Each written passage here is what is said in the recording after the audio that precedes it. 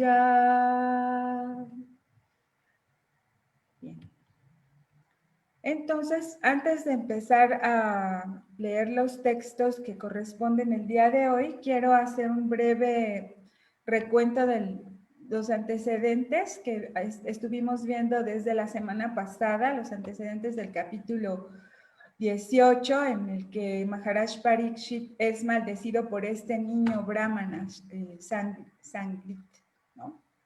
Entonces, como recordamos, Maharaj Parikshit es un rey que siempre estaba entregado a la suprema personalidad de Dios. Él era un devoto puro que nunca tenía miedo, porque él estuvo protegido por Krishna incluso desde que estaba en el vientre de su madre, cuando Ashwatam lanzó aquella arma Brahmastra y que sintió tanto calor estando dentro del vientre. Él veía a Krishna desde entonces, ¿no? Desde que estaba dentro del vientre. Entonces, para él no sentía temor porque debido a que sabía que siempre estaba protegido por Krishna, ¿no? Y bueno, también entregarse a Sukadev, que es su maestro espiritual, eso le ayudó todavía más a reafirmar esa comprensión que tenía acerca de la suprema personalidad de Dios.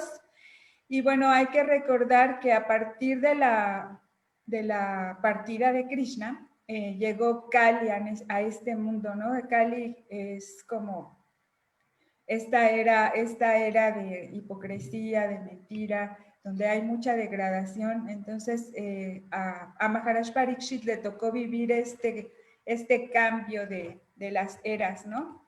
Entonces, Maharaj Parikshit era como las abejitas que siempre toman la esencia de las flores, siempre está en busca de las cosas que son auspiciosas y que sabe bien que producen efectos positivos instantáneamente, ¿no?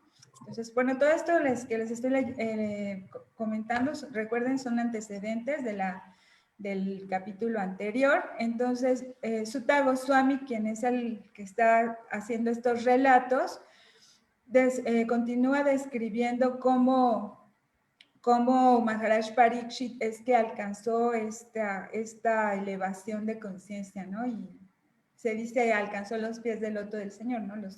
Los pies, al hablar de los pies del loto del Señor, estamos hablando de lo sagrado, de lo divino, de Dios mismo, ¿no? Entonces, bueno, la historia de este pasatiempo es que Maharaj Parikshit estaba de cacería y entonces estaba el sabio Samika Rishi sentado en silencio y con los ojos cerrados. Él estaba en meditación, entonces no estaba como atento a lo que estaba pasando afuera. Entonces, cuando Maharaj Parikshit llegó a visitarlo, este brahmana no le ofreció ni un vasito de agua, ni un asiento para sentarse, ni las palabras sabias. Esto era lo mínimo que se acostumbraba a ofrecer en aquella época a cualquier visitante, ya fuera que sea un amigo o un enemigo. Sin embargo, pues él no estuvo atento a esto, estaba muy absorto en su meditación y Maharaj Parikshit, no sé por qué razón, en ese momento se sintió desdeñado y se enfureció. Eso fue como lo que ya después leyendo las explicaciones de Prabhupada, pueden ver que según lo que dice Vishwanatha Chakravarti, lo único que justifica el comportamiento de Parikshit es que esto era una orden del Señor y este plan consistía en que cuando esta supuesta fechoría de Maharaj Parikshit, digo, del brahmana, ¿no? O sea, el brahmana no le ofreció ni agua ni el asiento. Entonces Maharaj Parikshit se enojó. Después el brahmana lanza esta maldición de que iba a morir en 7 días, pero este plan era hecho para que tuviéramos la oportunidad de que el Srimad Bhagavatam fuera presentado, porque fue como lo que desató la relación más profunda con Sukadeva Goswami, ¿no? Entonces, y ahí fue donde se presentó el Bhagavatam. Bueno, son cosas que yo de este mundo material no entiendo por cómo es que hay estas situaciones. Sin embargo, cada uno de estos actos es muy simbólico, ¿no? El hecho de recibir al Rey Santo sin darle los respetos debidos y que éste se enojara, todo esto fue un arreglo de Krishna, así como fue un arreglo también cuando en la batalla de Kurukshetra sucedieron todas estas cosas en el Bhagavad Gita de la guerra y la situación en la que se puso Arjuna para que el Bhagavad Gita fuera hablado, ¿no? Entonces son pasatiempos que Krishna arregla de tal manera que podamos tener un beneficio adicional más grande para la sociedad, ¿no? Entonces, a partir de ese incidente en el que Maharaj Parikshit fue maldecido, el odio a las órdenes bajas de la vida comenzó con el hijo de este brahmana, ¿no? O sea, fue por él que la casta brahmínica se volvió impotente al lanzar la maldición a Parikshit. Entonces, bueno, esto es interesante porque justamente una de las características de la era en la que estamos viviendo es esta pues, tensión, ¿no? Esta falta de reconocimiento a la casta brahmínica o a esta casta que nos enseña de qué manera debemos vivir o cómo prepararnos para el momento de la muerte, ¿no? Entonces, siguiendo con los antecedentes, esto es lo que vimos ayer con Srivas. El rey se arrepintió del trato que le había dado al brahmana, o sea, se dio cuenta que no era correcto el hecho de que él se enojara, ¿no? Incluso ayer Srivas mencionaba el hecho de la culpa, ¿no? Que él sintió cierta culpa, pero era una culpa como responsable, porque sabía que el haber descuidado por un momento esta cultura brahmínica, o sea, Maharaj Parikshit se vio afectado por el inicio de la era de Kali, incluso él siendo un santo se vio afectado por este inicio de la era de Kali y por eso fue que se enojó. Entonces se sintió esa especie de culpa o arrepentimiento porque fue un descuido, ¿no? Él descuidó la cultura brahmínica y el cultivo de la conciencia de Dios, aunque sea por un breve instante, y eso desató la furia de este niño brahmana, que además no tenía, a pesar de que tenía poderes espirituales muy grandes y que este niño no tenía la suficiente cultura para entender cómo era la etiqueta con este rey, ¿no? Entonces, Srivas, ¿querías decir algo? Ah, Srivas, es que tienes abierto tu micrófono. Lo siento. Ah, ok, está bien. Entonces, entonces, como sintió este arrepentimiento y sintió el deseo de que se quemara su reino, su riqueza y su fuerza con la furia del brahmana. O sea, Maharaj Parikshit vio esta maldición que le lanzó el niño brahmana como una bendición, ¿no? Entonces, en el sentido de que podía tener la oportunidad de quemar todas esas reacciones pecaminosas y además para Maharaj Parikshit fue como una oportunidad para, digamos, reivindicarse y abandonar todos los deseos materiales o todos los apegos materiales que él tenía y de esta manera entregarse de lleno a su meditación, a su conciencia divina, ¿no? A esa relación eterna con Dios. O sea, digamos que abandonó todo lo que era menos importante para cultivar esa conciencia espiritual ya de una forma llena y determinada, ¿no? Entonces, él sabía que debía proteger al brahmana por lo que concluyó que el hecho de haber insultado al rishi acarrearía muchos problemas. O sea, ya él sabía que al momento de que hizo esta acción iba a tener consecuencias, pero siempre fue responsable y asumió las consecuencias de sus actos, ¿no? Lo cual en este mundo no es muy común, no siempre las personas estamos tan dispuestas a asumir las consecuencias de nuestros actos, como ayer decía Rivas, ¿no? Siempre estamos buscando a quién cortarle la cabeza o el culpable, ¿no? Señalar a los demás, pero nunca asumirnos nuestra propia responsabilidad. Siempre buscamos evadirla, ¿no? Entonces, bueno, él pensaba, Maharaj Parikshit pensaba que era bueno que las calamidades llegaran a él, pues de esta manera se contrarrestarían las reacciones pecaminosas, ¿no? Es la manera en la que un devoto responsable piensa. Para Parikshit, el hecho de saber que moriría fue una buena noticia, ¿no? O sea, dentro de todo, él sentía que era la oportunidad perfecta para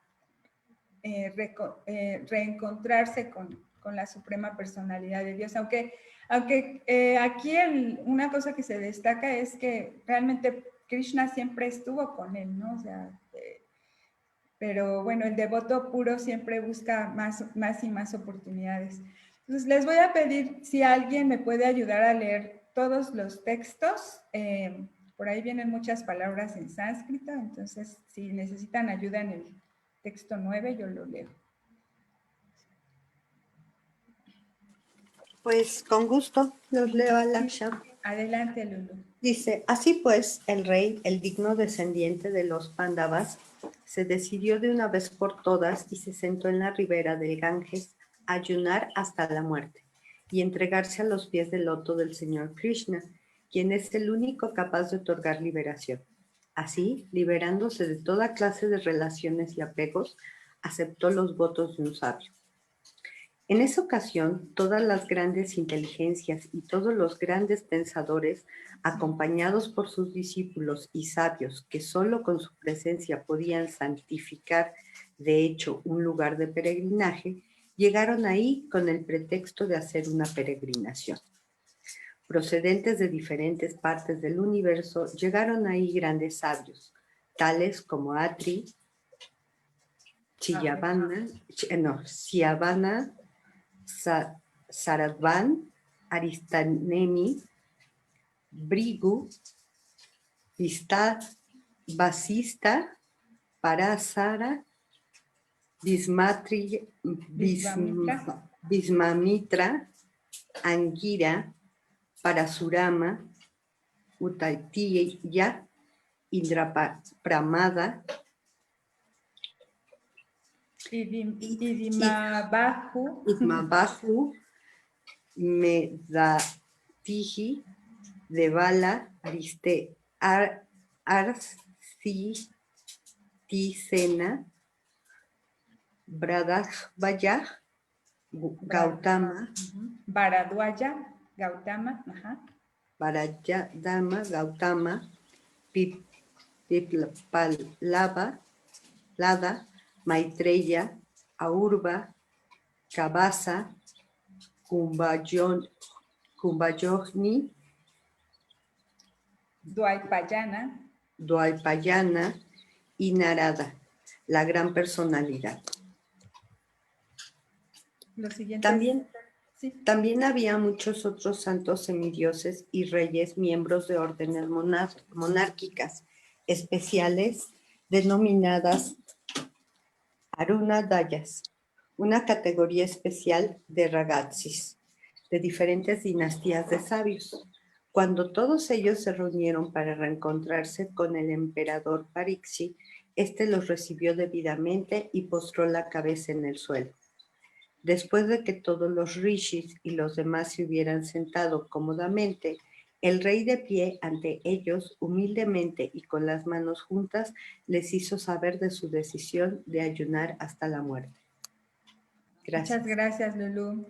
Estás tomando clases de sánscrito con Srivas y te están sirviendo muchísimo. Está muy bonito. Apenas es la primera. Así que mi maestro ya me puso tache. No, no, no, fue muy bueno, muy bueno. Te va a dar muy buena calificación. Entonces, bueno, pues Maharaj Parikshit está aquí en este momento tan crucial, digamos, tan especial, donde está decidiendo con toda determinación dedicarse al cultivo espiritual, ¿no? Al cultivo espiritual. Él se va al Ganges. Recordemos que el agua del Ganges es el Ganges es un río que santifica. Se dice que el agua del Ganges santifica todos los tres mundos, ¿no? Incluso a los dioses y a los semidioses, porque emana de los pies del loto de la personalidad de Dios Vishnu. Incluso en la parte en la que estaba Maharaj Parikshit, ya no era el Ganges, sino era el Yamuna. Se dice que el Yamuna se forma cuando ya el Ganges ha sido purificado 100 veces, ¿no? Entonces, él estaba como en la parte más pura todavía del Ganges y decidió sentarse allí a meditar y a ayunar completamente. Entonces, esa fue la decisión que él tomó, ¿no? Y muchos grandes personalidades sabios lo fueron a acompañar cuando se enteraron. Es decir, las condiciones del mundo material están hechas de modo tal que uno tiene que incurrir en pecados, ya sea voluntaria o involuntariamente. Eso fue lo que le pasó a Maharaj Parikshit, ¿no? No es que era su intención incurrir en pecado, pero por un momento la ira como que lo cegó y actuó de manera intempestiva, ¿no? Aunque en este caso particular ya vimos que fue pues fue un arreglo divino también el que pasaran todos estos incidentes, ¿no? Entonces, aunque él era un rey reconocido como piadoso e inmaculado, también fue víctima de una ofensa y si bien jamás tuvo la intención de cometer semejante error, y a él también se lo maldijo. Pero como era un gran devoto del Señor, hasta esos reveses de la vida se volvieron favorables. Entonces, hay que tomar este ejemplo de Maharaj Parikshit para nuestra vida, porque dificultades siempre vamos a tener, pero cada una de esas dificultades pueden ser utilizadas para crecer espiritualmente o para degradarnos materialmente, ¿no? O sea, incluso la felicidad material puede llegar a ser un obstáculo para nuestro avance espiritual.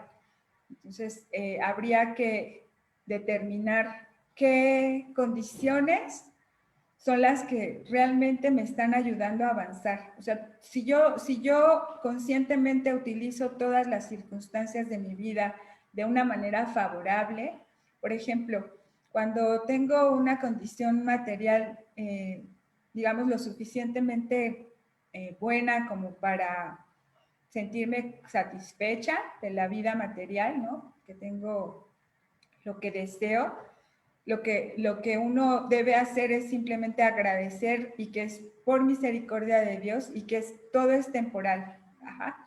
Y cuando tengo sufrimiento, cuando pierdo todas esas cosas materiales a las que estoy apegada, entonces simplemente entender que todo es misericordia de Dios y que voy a aceptar esa circunstancia como una oportunidad para acercarme más a Él, ¿no? Entonces, siempre tener como esas situaciones que nos ponen en el centro, ¿no? O sea, más bien nos sitúan, nos centran, nos ponen en lo que es lo verdaderamente importante, no irnos a los extremos, porque hay que recordar que así como algo te causa demasiada felicidad, eso mismo cuando lo pierdes te va a causar el mismo nivel de aflicción. Entonces, lo ideal es aprender la fórmula para mantenernos equilibrados, ecuánimes, y esa fórmula es siempre poner tener el entendimiento de que Dios es el controlador y el dueño de todo, ¿no? Que no hay nada que se mueva sin su voluntad y que gracias a esa voluntad divina es que yo puedo tener la oportunidad de regresar al hogar eterno, donde todo es lleno de felicidad, de conocimiento, de eternidad, ¿no? Todo es dicha trascendental, no es una dicha mundana, ¿no? Por decirlo, cuando digo mundana no es un término despectivo, sino es un término que entendemos que toda la felicidad del mundo material es algo temporal, no es una felicidad real, es más bien ilusoria, ¿no? La felicidad del mundo material es como un poco como cuando te meten en la cabeza un balde de agua y te dejan sacar la cabeza solo para respirar unos minutos. Entonces esos minutos son como, como un descanso, ¿no? Pero en realidad, mientras uno no experimente esta identidad eterna de que somos almas espirituales eternas, mientras no lo mantengamos firmemente situado en nuestra conciencia, entonces esta felicidad va a ir y venir constantemente y los lapsos de sufrimiento tal vez cada vez van a ser más difíciles, ¿no? Pero el sufrimiento también es una oportunidad para desarrollar nuestra fortaleza, ¿no? Nuestra fortaleza, nuestra tolerancia, nuestras cualidades más puras, ¿no? Así pues, los sabios que fueron a reunirse con Maharaj Parikshit no estaban muy interesados en purificarse como los hombres comunes, sino que el pretexto de darse un baño en ese lugar, con el pretexto de darse un baño en ese lugar, fueron a reunirse con Maharaj Parikshit porque podían prever que Sukadev Goswami iba a hablar el Srimad Bhagavatam y todos ellos querían aprovechar la gran ocasión. O sea, aquí fue justamente donde empezó todo esta aventura, ¿no? de hablar el Bhagavatam. Fue la primera vez que se escuchó. Entonces, pues los sabios aprovecharon. Y la gente normalmente va a estos ríos sagrados que hay en la India para eso, para purificarse, para ofrecer reverencias, ¿no? Pero estos santos eran tan puros que realmente tenían la posibilidad de ellos purificar el espacio, ¿no? No necesitaban ir a purificarse ahí, solamente querían escuchar de labios de Sukadev Goswami los relatos del Bhagavatam. Entonces, yo lo que les quiero preguntar aquí es cómo nos preparamos para el momento de la muerte. O sea, esta sería una pregunta antes de continuar con esta otra parte de la presentación. Si pudieran abrir sus micrófonos o cámaras. La semana pasada Lulú estaba haciendo una reflexión muy importante, ¿no? ¿Qué haría yo si tuviera solamente 7 días para morir? O sea, la muerte es algo que ya está, es un hecho que va a llegar, no sabemos cuándo, ¿no? Pero ya es algo que está inminentemente ahí, acechándonos. A lo mejor en este momento me levanto de mi silla y algo me pasa y ya no voy a estar aquí con ustedes. O mañana, ¿no? Tal vez me resbalo en la regadera y no sé, algo ahí me quedo, ¿no? Entonces, ¿cómo nos estamos preparando cada minuto de nuestra vida para morir? O si alguna vez han pensado en esto o nunca han pensado en esto, me gustaría escuchar de ustedes, tal vez, por ejemplo, los más jóvenes, ¿no? Como Astrid o Beto, ¿qué piensan de estos pensamientos? ¿Se les hacen muy así como de terror o si han pensado en eso o no han pensado en eso? A ver, Astrid, tú que abriste tu camarita.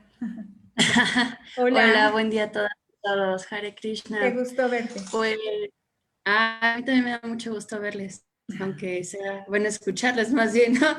Pues yo creo que esta idea de la muerte algo complejo, ¿no? Como hacer un análisis profundo de esta vulnerabilidad que uno puede sentir en cuestión material como individuo. Y no sé, yo creo que a mí me pasó hace unos meses y se los voy a compartir algo que pues me hizo como razonar mucho esta situación de la muerte. Pues tuve un accidente muy feo en bicicleta hace 2 meses y medio en la carretera, ¿no? Y justamente pues ahí uno, bueno, yo sentí como justo en este momento en que dices todo te puede cambiar y que tienes como un día estás bien y vas bien y de repente, o sea, una reacción por querer esquivar una piedra e ir de bajada, pues perdí el control del manubrio, ¿no? Y justamente pues en la cabeza pues pasa esta parte, uno como la vulnerabilidad del cuerpo material y también como pensaría un poco la vulnerabilidad también psicoemocional que uno puede llegar a tener. Y yo creo que a mí lo que pues me dio mucha fortaleza en dar cuenta que estaba consciente y entera, ¿no? O sea, como que eso fue lo que a mí me dio como entender que estaba bien las cosas y que era como un momento en que tenía que hacer como un cambio, ¿no? O sea, como de ver la perspectiva de la situación de distinta forma. Y creo que, pues, no sé, yo creo que ninguno va a estar preparado para esta situación, ni tanto para vivirla, ni tanto para como saber que alguien externo esté como pasando por esta situación. Y más bien como que pensaría, más bien me quedaría como en esta reflexión de cuántas situaciones de riesgo hay externas y en cuántas situaciones de riesgo nos llegamos a poner, ¿no? Como para sentir esta cuestión de la muerte, ¿no? O sea, como de eso que uno no desea, pero que ahí está, ¿no? Y que creo que a veces se busca inconscientemente, o sea, con ciertos actos, ¿no? Por esta parte de la vulnerabilidad. Y ya. Yo creo que eso es lo que pensaría un poco. Claro, pues aquí el ejemplo de Maharaj Pariksit es que él decidió prepararse para su muerte, que ya era inminente, ya era en el caso de él fue anunciada, ¿no? Le dijeron, tienes 7 días, ¿no? Y él los ocupó sabiamente para prepararse y encontrar la manera de ir de vuelta a Dios, ¿no? Pero nosotros sabemos que eso va a pasar, a lo mejor no tenemos anunciado la fecha, ¿no? No es como, ya va a ser el día de mi boda, ¿no? El tal, no sé, el 25 de diciembre, el día de la Navidad va a ser. No tenemos anunciado eso, no sabemos una fecha. Cambia mucho la perspectiva cuando te anuncian la fecha. Por ejemplo, cuando te anuncian que tienes una enfermedad terminal, o cuando te dicen, tiene 2 meses, ¿no? De vida le quedan. La perspectiva de la persona cambia completamente. Entonces, Gokulananda, ¿querías decir algo respecto a esto? Prendí mi cámara para estar presente. Bueno. Gracias, Sí, Astrid. bueno, yo ayer estaba fantaseando que si me quedaban 7 días. Exactamente. Y estaba así yo soñando despierto. Y yo, no, pues me voy a Argentina, saludo a mi familia, me voy a Tabasco, saludo a mis hijos, a mi familia de aquí, y lo que me quede de días, me voy al Kesigat, que son unas escaleritas que están ahí en el Yamuna en Brindavan, y ahí me pongo a cantar yapa. Entonces, si supiera eso, ¿no? Pero como estamos viviendo una experiencia material, finalmente estamos aquí por nuestro deseo de tener estas experiencias.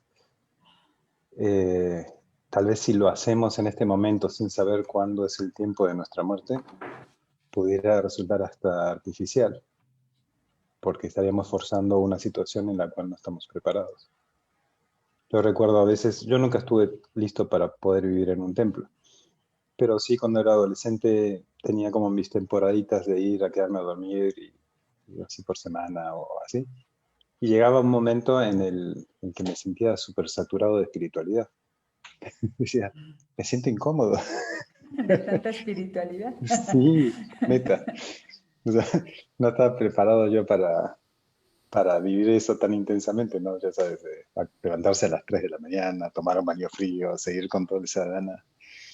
Entonces yo creo que naturalmente vamos avanzando etapas y, y si me dices hoy en día lo pudieras hacer, yo diría, hoy sí, después de 30 años, hoy tal vez sí lo pudiera hacer, ¿no? Todavía me quedan muchas cosas por vivir, disfrutar, que siento, ¿no? Que no he terminado, pero sí, el saber la fecha de caducidad puede cambiar muchas cosas. Muchas gracias. Ahora que dices esto, me quedo pensando que es que la experiencia espiritual, tal vez, bueno, mi maestro espiritual siempre dice que el templo es un lugar de entrenamiento para vivir la vida espiritual. O sea, la verdadera vida espiritual se vive en el mundo, o sea, cuando estás en el día a día, ¿no? Entonces, ¿de qué manera cada día estoy dando esta connotación de espiritualidad a mi vida? No necesariamente mediante digamos que la práctica física, ¿no?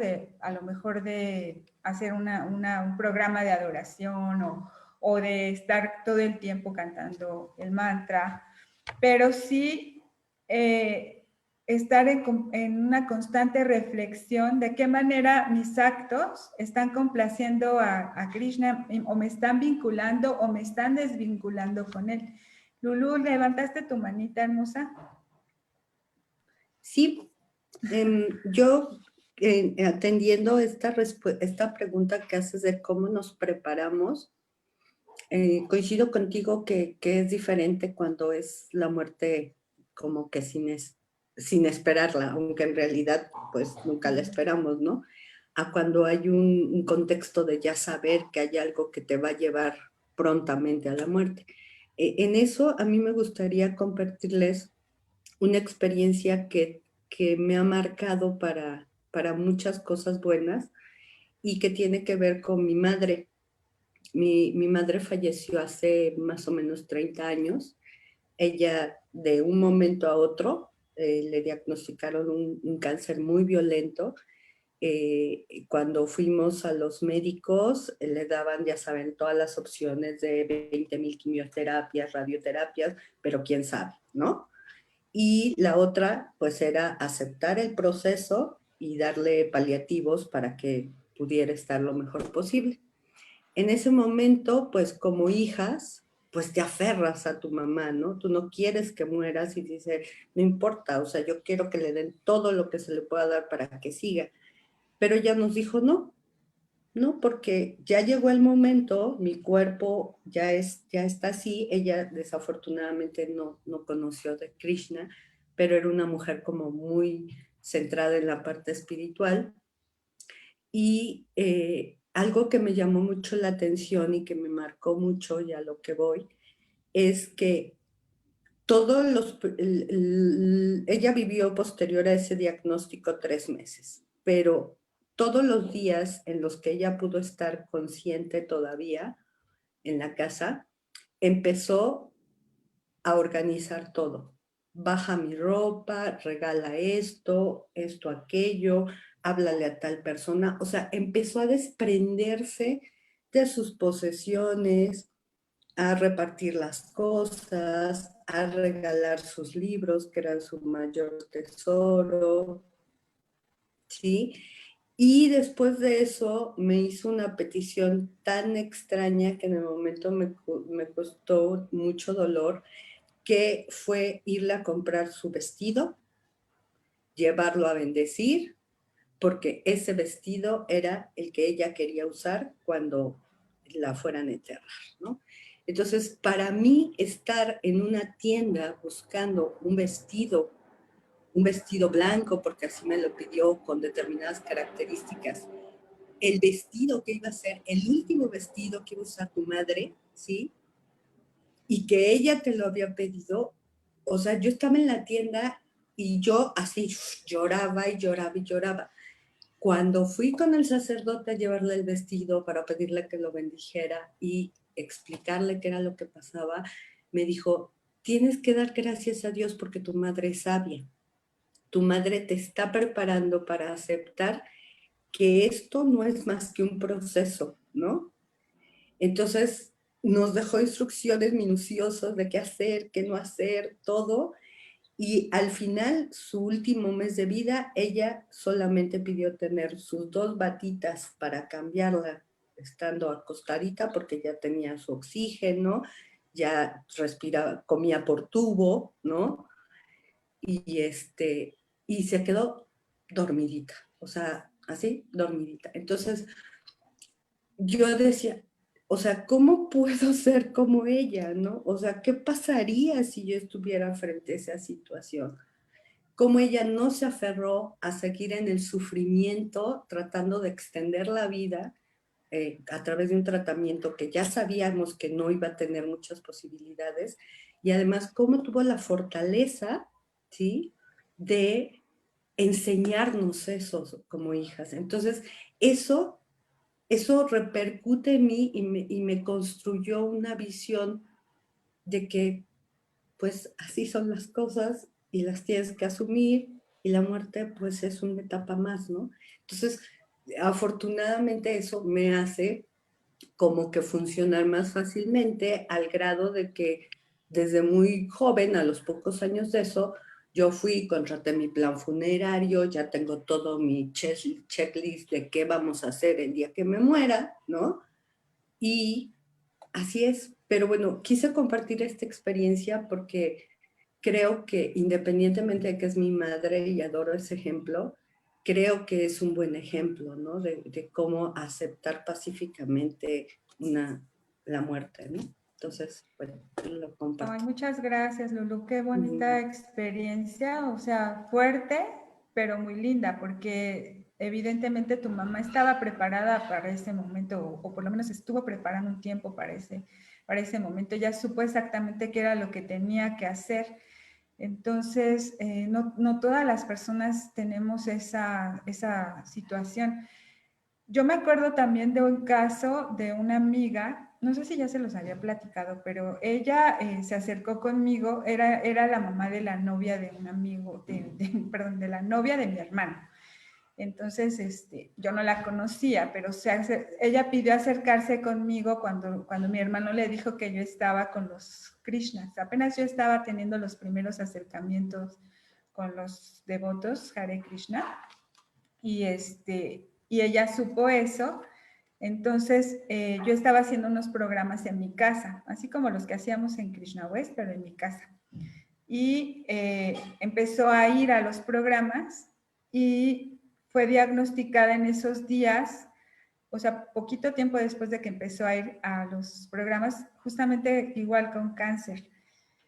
Y a mí me sorprendió mucho la reacción que ella tuvo al saber esto, porque ella se empezó justo, así como dices de tu mamá, así ella se empezó a preparar con el seguro, ver cosas de cómo iba a preparar lo de su funeral, atender, como prevenir muchas cosas para que sus hijas no tuvieran que pasar tantas dificultades cuando ella se fuera.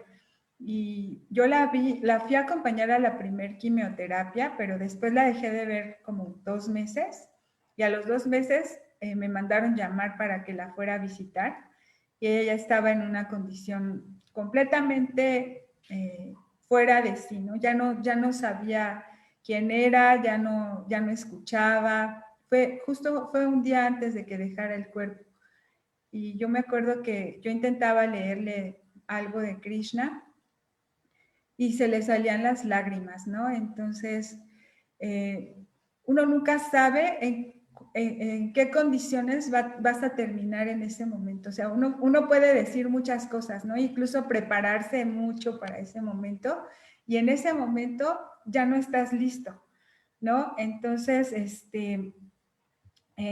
justo por eso les quería compartir esta presentación, a ver si me da tiempo, porque ya nada más tenemos 15 minutos.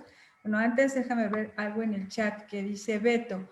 Dice, yo tengo una pregunta y duda. ¿Cómo es la muerte? La mayoría dicen que la muerte es solo como un sueño, del cual ya no despiertas. ¿Es verdad eso? ¿O solo te vas y te alejas de tu cuerpo? Y espíritu.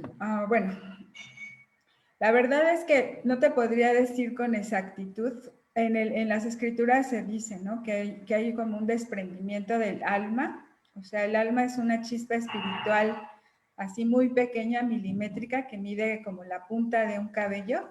Eso somos nosotros.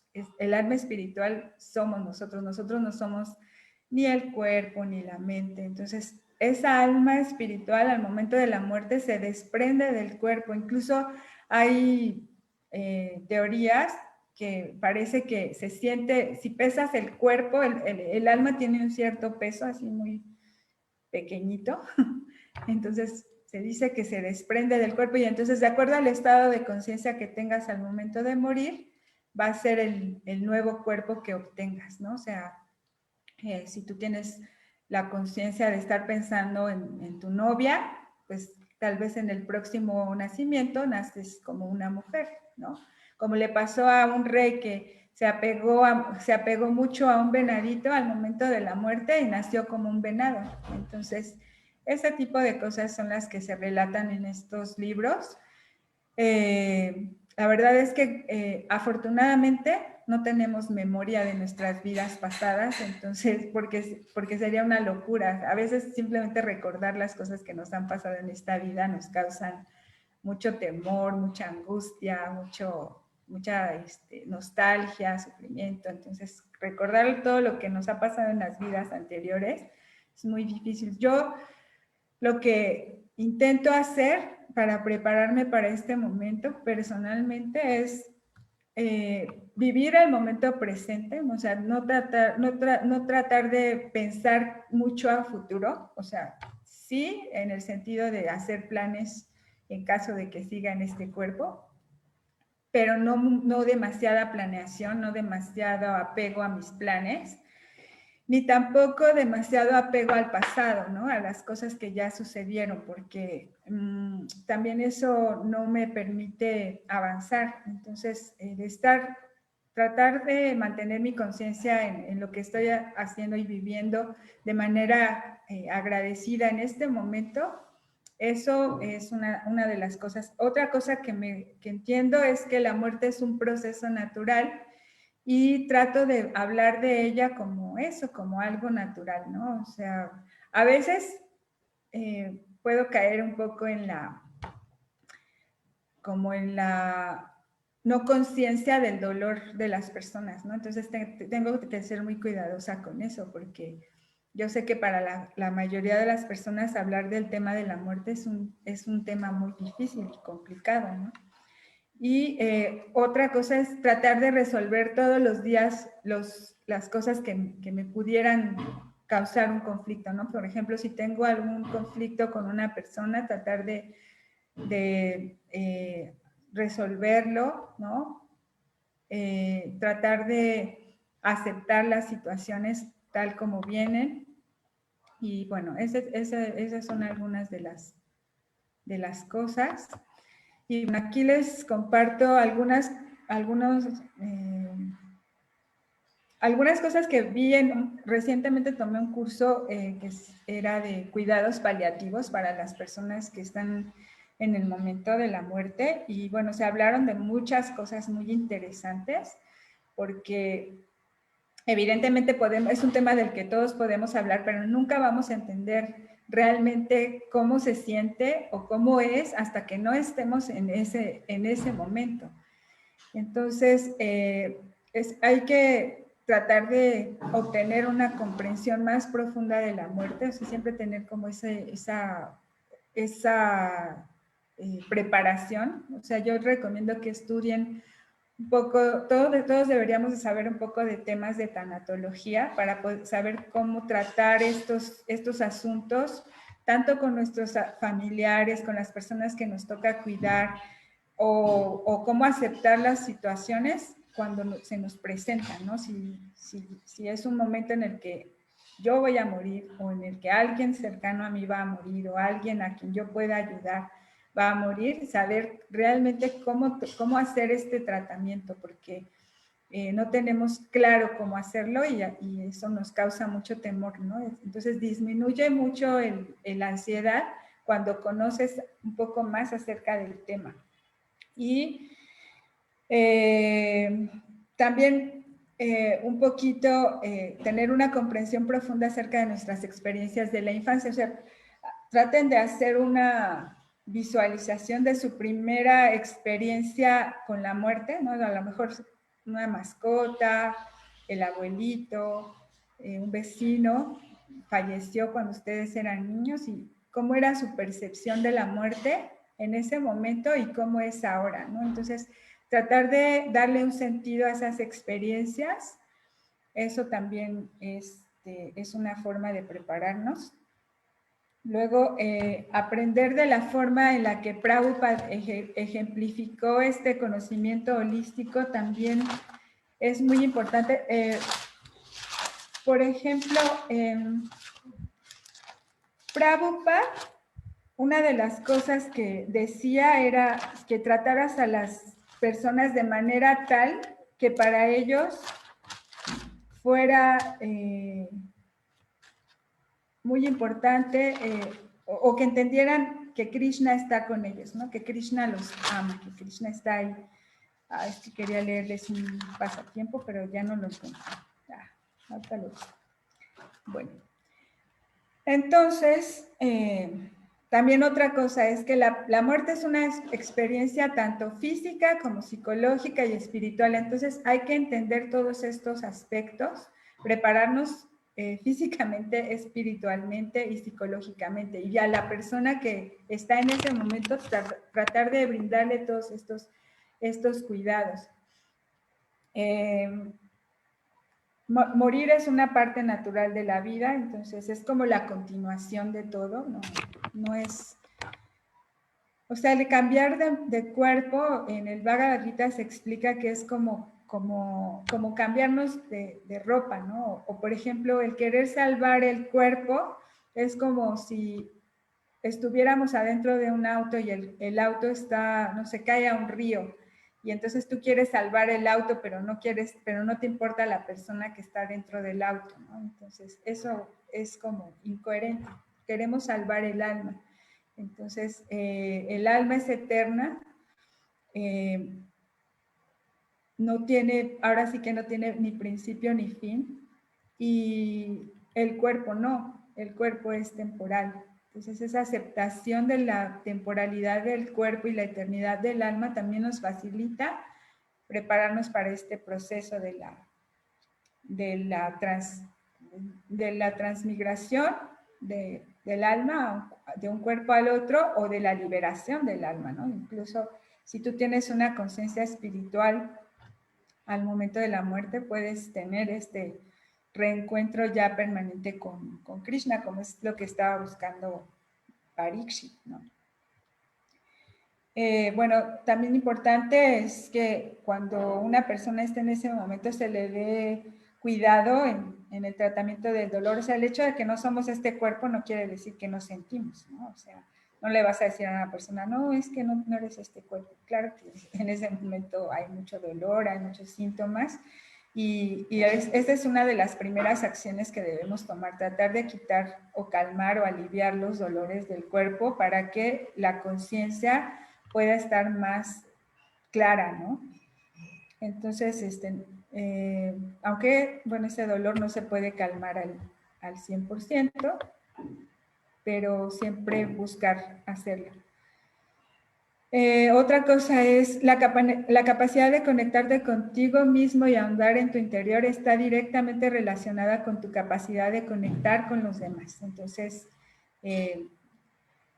es por esto que es tan importante que mantengamos una práctica seria. O sea, el hecho de decir, por ejemplo, hay en los templos o en el tiempo en el que me tocó aprender, mucha gente te recomienda, canta tu yapa, apégate al santo nombre.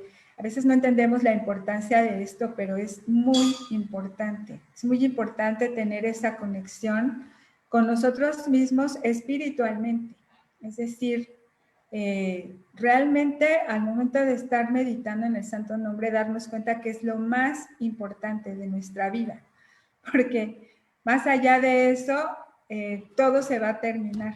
¿no? Entonces, la conexión con Dios es la conexión con nosotros mismos. Y esa es nuestra capacidad, eso es lo que nos va a brindar la capacidad de conectar con otras personas. El entrar en un proceso de autoconocimiento, de amor hacia nosotros mismos, nos brinda la capacidad de amar y conectar con otros. Entonces, en ese momento es cuando realmente podemos brindar un servicio. Antes no es posible, es muy difícil, ¿no? Porque todo lo hacemos mental y olvidamos la parte importante. Algunas cosas que te ayudan a explorar tus sentimientos más profundos son escribir un diario.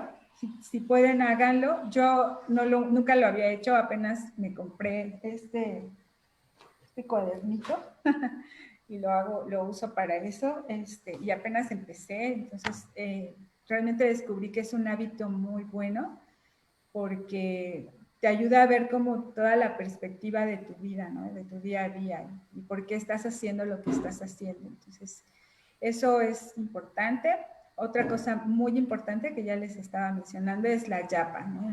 La meditación en el santo nombre diariamente, reconectando nuestra mente con nuestro espíritu, nuestro cuerpo, todo en una misma vibración, también nos va a ir elevando esta conciencia gradualmente, de una conciencia material a una conciencia espiritual. Otra es leer. Se recomienda, bueno, en este espacio, obviamente, los libros de Prabhupada, porque, bueno, ya tenemos la experiencia que son libros trascendentales, trascienden las experiencias mundanas, ¿no? Sin embargo, cualquier literatura, por ejemplo, de tanatología también, sería muy bueno, que literaturas que te conecten, que te hagan sentir la experiencia espiritual, o que te ayuden. La Biblia, por ejemplo, también es importante, ¿no? Ustedes pueden elegir el libro que sientan que les conecta, que les ayuda. Bhajans, que es el canto con música, a veces simplemente el poner una grabación con la música trascendental, con los mantras, con el mantra Hare Krishna, y estarlo escuchando también es una forma de mantenernos conectados. Y tener siempre a alguien de confianza. A mí eso me ayuda muchísimo, tener a alguien de confianza. Siempre estoy rodeada de gente de confianza. Yo siempre busco asociarme con personas en las que confío. Y siempre hay alguien a la mano. Toda la vida tengo a alguien a la mano. Entonces, eso en los momentos de dificultades o que tengo dudas existenciales es lo que más me puede salvar, ¿no? Entonces esa confianza tengo. Y bueno, no sé qué hora es, creo que ya me pasé la hora, ¿no? No sé. A ver, no veo. 8:59. Ok. Se me salió. Bueno, voy a terminar, entonces si me da tiempo un minutito más, nada más para.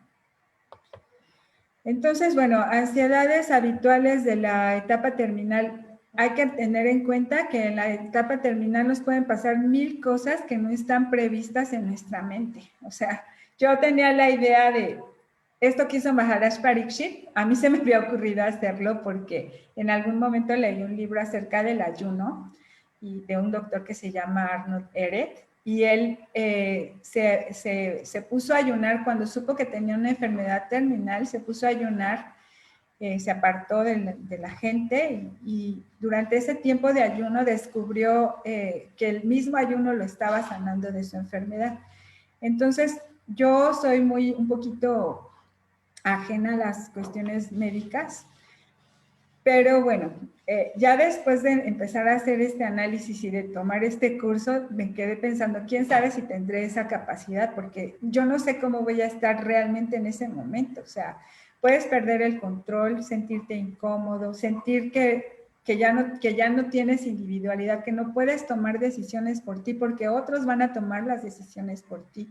En este caso, es muy importante que se haga una carta de voluntad anticipada, que es una especie como de testamento, donde decides cómo quieres que te traten, qué tipo de tratamiento quieres que te den al momento de que si en algún momento estás enfermo, ¿no? Por ejemplo, nosotros, yo en mi caso, que soy vegetariana o vegana, pues, por ejemplo, no quisiera que me dieran alimentos con carne, ¿no?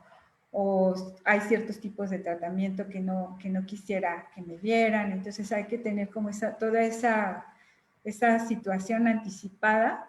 Hay cartas que ya están prehechas y uno puede nada más hacer los ajustes ahí para que la familia, haya una persona de nuestra familia que esté enterada de esto, ¿no? Y que se encargue de que nuestras disposiciones se den. Y aún así, pues vamos a estar vulnerables por el miedo, por el enojo, la culpa. O sea, hay que entender a las personas. A veces uno puede ir a visitar a su pariente y casi te quiere aventar el jarrón en la cabeza para que no lo veas, porque se siente incómodo, o sea, realmente no quiere recibir a nadie. Entonces hay que respetar la voluntad de las personas cuando están en esa situación. También pueden llegar a sentir mucha culpa, ¿no? De cosas que hicieron. En ese momento se les vienen cosas de que le hicieron a los hijos, que le hicieron a la esposa, que le hicieron. Entonces, nosotros tenemos que aprender a cultivar esa paz interior de no sentir esas culpas hacia afuera, ¿no? Pues yo recomiendo mucho que se tomen los talleres del perdón, porque se hacen prácticas para liberarnos de estos estados de resentimiento que tenemos, ¿no? Hacia las otras personas y hacia nosotros mismos. Y bueno, entonces, también podemos sentir que estas decisiones ya no nos pertenecen, que cuando estás cuidando a alguien debes de darle la posibilidad de tomar decisiones. O sea, le puedes decir cosas así como, ¿te gustaría comer ahora o más tarde? ¿Quieres tomar un baño ahora o quieres esperar? O sea, darles opciones para que ellos sientan que están tomando decisiones, porque en ese momento la gente se siente muy mal porque todo el mundo toma decisiones por ellos, ¿no? A qué hora se tienen que acostar, que tomar la medicina, que tienen que comer, que no comer. Entonces, hay que darles un poquito ese respeto. También eso, que se sienten incómodos si alguien quiere hacer algún tipo de conversación superficial, ellos no quieren nada de eso, no quieren que los veas a los ojos, tienen miedo, tienen terror, no tienen libertad para expresar sus sentimientos, tienen miedo a ser criticados, a veces tienen dudas de que Dios los ama, ¿no? Y porque dicen, si me ama, ¿por qué me dio esta enfermedad, no? Entonces, eso es comprensible, no quieran tampoco predicarle a una persona que está en el momento de la muerte, eso no se debe de hacer.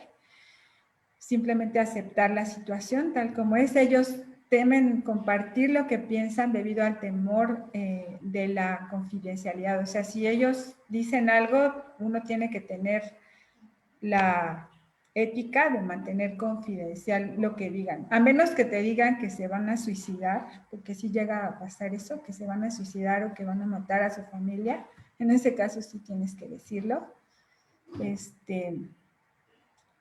Bueno, que se encuentran vulnerables también por los cambios de humor, quieren estar solos, necesitan a veces también necesitan compañía, o sea, hay estos cambios, ¿no? Que a veces quiero estar con alguien, a veces no. Y se debe preguntar a la persona si quiere que lo visiten o si quiere estar solo. Y bueno, aquí ya hicimos una descripción más detallada, pero esas, si quieren, se las platico después, sobre sobre la vulnerabilidad, el miedo, el enojo, la culpa, la tristeza. Y bueno, hay que tener claro que hay el 100% de índice de mortalidad, o sea, nadie se puede salvar de la muerte. El que diga, yo ya me salvé de la muerte, no es cierto, a lo mejor se salvó una vez porque no le tocaba, pero esto es algo que nos va a tocar a todos, así es que hay que prepararnos y hay que verlo como algo natural, ¿no? Algunas personas que estamos en la práctica espiritual podemos tener miedo también de volver a nacer en este mundo material, ¿no? Y entonces a veces pensamos, ay, es que cuánto tiempo desperdicié de mi vida haciendo tantas cosas. Entonces, en ese momento ya no hay que desperdiciar tiempo. A partir de aquí ya no hay que desperdiciar tiempo. Siempre hay que aprovechar el tiempo, cultivarnos espiritualmente, tener buenas relaciones con nuestra familia, con o sea, hacer lo que nos toca hacer con gusto, con alegría. En la noche no se vayan enojados con su esposa o esposo. Antes de dormir aclaren sus asuntos, no se queden con la cosa de que, ay, es que justo ese día nos peleamos y se fue y estábamos peleados. No, no, traten de resolver todas esas cosas, hagan sus anotaciones, ¿no? Y bueno, también siempre pensar cómo quisiéramos pasar esos momentos. Hay que pensar, las personas pueden tener un sentido de urgencia de avanzar espiritualmente justo antes de morir, así como le pasó a Parikshit, ¿no? Que en ese momento dijo, ya, hasta aquí, abandono todo cualquier cosa que me esté estorbando y voy a dedicarme a avanzar espiritualmente, a hablar en el Srimad Bhagavatam. Pues así, ese sentido de urgencia lo tenemos que tener siempre, siempre tenemos que cultivar el sentido de urgencia. No es una cosa de que para mañana, para pasado. Y no se trata de irnos a vivir a un templo, ni de irnos a vivir a Vrindavan, a la India. Aquí, en este momento, ¿cuál es mi conciencia? ¿Cómo estoy viviendo este instante? Y bueno, pues eso es todo lo que les quería compartir. Ya me pasé de la hora, perdón.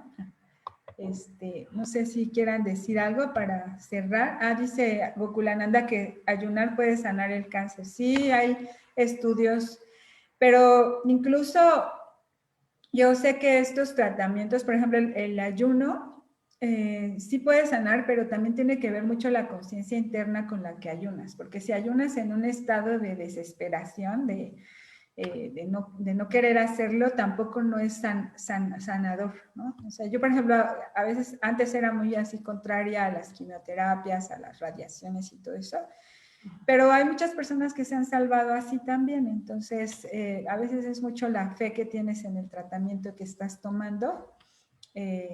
Yo personalmente sí recomiendo el ayuno, pero para ayunar tienes que tener una preparación muy buena espiritual, porque una persona que no tiene preparación espiritual, para ella va a ser muy difícil mantener el ayuno, ¿no? Entonces, no sé si alguien más quiera comentar algo. Muchas gracias, Lu. Sí, Pili. Gracias, Alaxia. Excelente Hare clase. Krishna, buen día. Sí, Gracias. efectivamente, el aspecto de la muerte es muy interesante. Me ha tocado estar cerca de personas que van a morir en fase terminal. De hecho, mi cuñado murió de cáncer, de colon. Ajá. Entonces, ¿qué pasa? Cuando soy un poco rebelde, cuando fui a darle un masaje, a mí me dolía mucho verlo así, mucho, mucho. Y un día fui a darle un masaje, entonces después del masaje, bueno, se sintió muy bien, etcétera. Él me dijo se le había quitado el miedo, lloró. Yo pensé que algo le había pasado. Dije, Dios mío, ¿qué le hice con el masaje? Pero no, él decía que se había sentido tan bien y tan libre de miedo, que ya no tenía ningún miedo y tenía mucha paz, una paz que nunca había experimentado. Entonces, y que lloraba porque pues en realidad ya no iba a estar un poco más de tiempo con nosotros y que cómo iba a poder pues agradecer ese momento de tanta paz que había sentido, que sentía, ¿sí?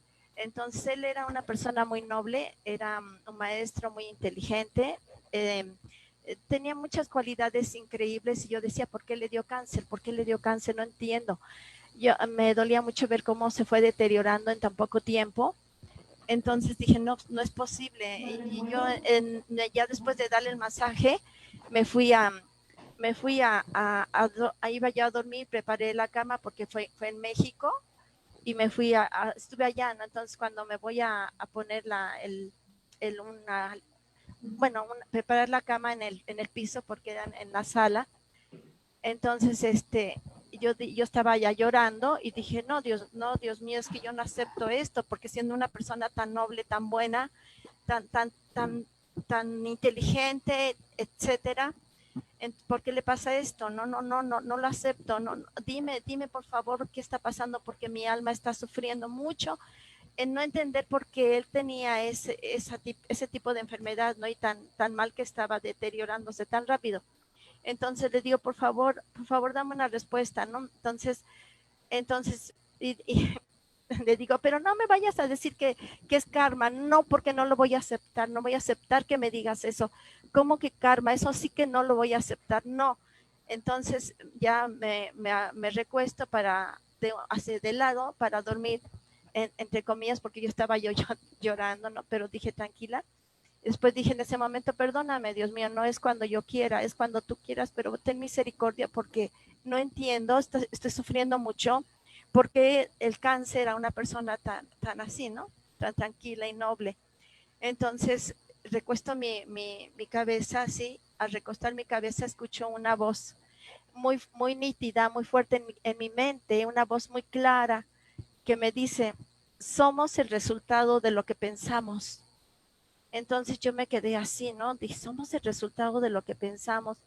Esa es la respuesta. Fue una clara una voz tan, de verdad, tan, a la vez que era fuerte, era nítida, y con una, no sé, una voz muy especial. Entonces yo dije, somos el resultado de lo que pensamos. Y yo dije que no se me olvide nunca que esa respuesta, ¿no? Entonces ya pasa y yo voy a la institución y uno de los hermanos, uno de los más grandes, ya anciano, me dice, como Dios nos conoce y yo soy muy escéptica, era muy escéptica, ¿sí? Y rebelde. Ahora, entonces me dice, ¿qué le pasa, hermana Pilar? ¿Por qué está tan triste? Entonces yo le digo, pasó esto y esto, ¿no? Y, o sea, de que mi cuñado ya estaba en fase terminal, etcétera. Y le dije, pues le di un masaje y pasó esto y esto.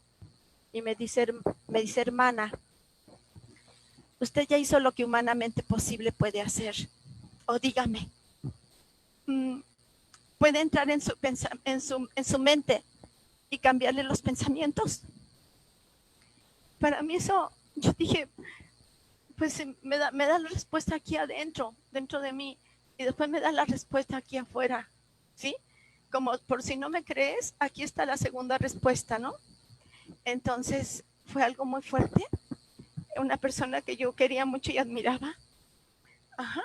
Entonces, esa es la respuesta, somos el resultado de lo que pensamos, ¿sí? Muchas gracias, Pilar, por compartir esta experiencia. Exactamente, somos el resultado de lo que pensamos y de lo que creemos que somos. Entonces, me alegra que hayas podido concluir de esta manera ese episodio de tu vida y que te haya traído de nuevo a esta etapa de desarrollo de conciencia, ¿no? Entonces, pues sí, todas las circunstancias pueden ser vistas como algo misericordioso, como algo que agradecer o algo que reclamar y afectar nuestra vida de por vida, ¿no? Entonces, depende mucho de lo que quieras tú ver, del pensamiento que tú quieras cultivar. Entonces, bueno, ya estamos aquí, son 9:14, perdón por extendernos tanto. Muchas gracias por estar. Gracias, Pili, por tu compartir, a Lulú también por compartir su experiencia, a Astrid también que nos compartieron esas experiencias.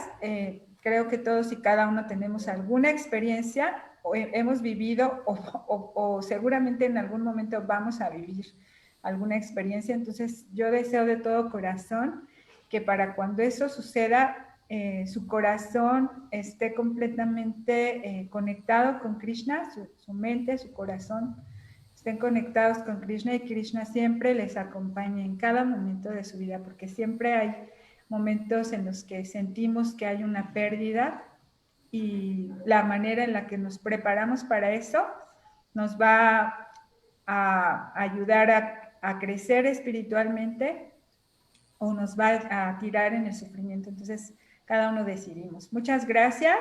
Que tengan un bonito día. Si quieren abrir su camarita. Hare Krishna. Bye.